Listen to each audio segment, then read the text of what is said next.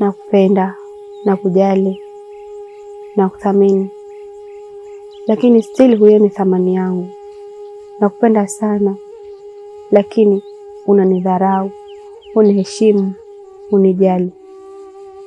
Zaidi, unanidhalilisha mitandaoni, unanipostia wanawake wengine. Sio haki kama hiyo. Unaposti wanawake ambao si hadhi yangu. Naumia sana.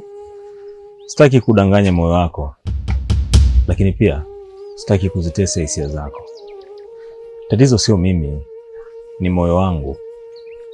Kwa sasa kuna mtu mwingine ambaye nampenda sana, na nashindwa kuendelea kukupenda wewe. Ukumbuki tumetoka mbali, tumetambulishana mpaka kwa wazazi. Leo unaongea maneno kama hayo. Wakati mwingine unapaswa kufanya maamuzi ambayo yanaweza kuleta mabadiliko katika maisha yako na faida pia.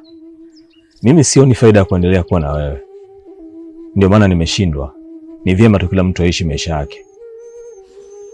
Naumia sana, usinifanyie hivyo.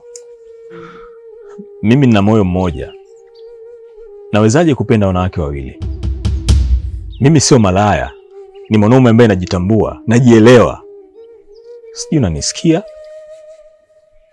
Sikutaki, sikuhitaji.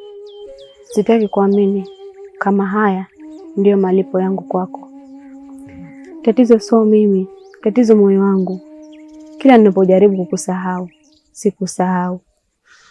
Cha kwanza, nipotezee. Cha pili, nisahau kabisa katika maisha yako. Na cha tatu, usinifuatilie.